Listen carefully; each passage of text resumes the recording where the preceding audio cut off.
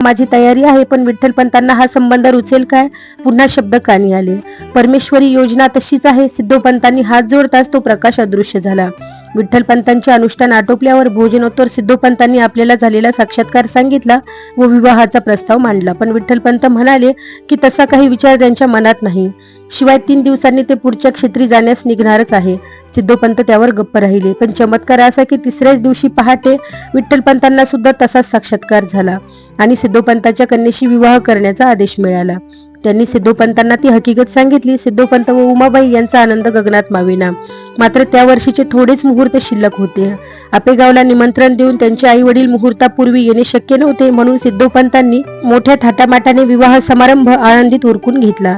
विठ्ठलपंताच्या पत्नीचे नाव रुक्मिणी असे ठेवले. विवाहानंतरचा काही काळ मोठा आनंदाचा गेला. सिद्धोपंतांना कृतकृत्य झाल्यासारखे वाटत होते, पण विठ्ठलपंतांच्या स्वभावातील विरक्ती पुन्हा उफाळून आली. त्यांनी दक्षिणेकडील तीर्थे फिरून येण्याची इच्छा झाली तशी त्यांनी पत्नी सासू सासरे यांना कल्पना दिली व यात्रेसाठी आज्ञा मागितली. तेव्हा सिद्धोपंतांनी व उमाबाईंनी आग्रह धरला की दक्षिण पर्यटनासाठी जाण्यास त्यांची अनुमती मिळेल, पण एका अटीवर. ती अट अशी की ही यात्रा पत्नीसह करावी. विठ्ठलपंतांनी ती गोष्ट मान्य केली. आता रुक्मिणीला तर अतिशय आनंद झाला. एका शुभ मुहूर्तावर विठ्ठल रुक्मिणी उभयतांनी यात्रेचे प्रस्थान ठेवले.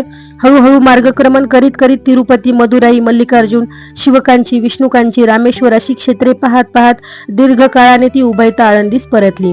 सिद्धोपंतांनी मोठ्या थाटामाटाने यात्रेचे मावंदे घातले. आता मात्र विठ्ठलपंतांना आई वडिलांची आठवण राहून राहून येत असे.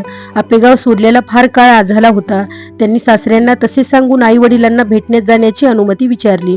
तेव्हा सिद्धोपंतांनी जावयासह जाण्याचे निश्चित केले आणि एका मुहूर्तावर निघून सर्वजण आपेगावी जाऊन पोहोचले. 4 वर्षांनी मुलगा परत आला याचा गोविंदपंतांना व मीराबाईंना आनंद तर वाटलाच, परंतु रुक्मिणीला पाहून त्यांना अशी सुंदर व गुणी सून मिळाल्याबद्दल धन्यता वाटली. काही दिवस व्याह्यांचा पाहुणचार घेऊन सिद्धोपंत आळंदीस परतले. आपेगावी गोविंदपंत, मीराबाई, विठ्ठलपंत व रुक्मिणी यांचा काळ मोठ्या आनंदाने जाऊ लागला. पण देवाला ते सुख फार काळ पाहवले नाही. थोड्याच काळात मीराबाईंचे निधन झाले. विठ्ठलपंतावर मोठा आघात झाला. गोविंदपंतांनी मुलावर व सुनेवर जबाबदारी सोपवली आणि निरीच्छपणाने काळ घालवू लागले. अशातच अल्प काळातच मीराबाईंच्या पाठोपाठ गोविंदरावांनीही परलोकीचा रस्ता धरला. या घटनांमुळे विठ्ठलपंतावर तर फार मोठी जबाबदारी येऊन पडली खरी, परंतु विठ्ठलरावांची उदासीनता उलट वाढतच राहिली.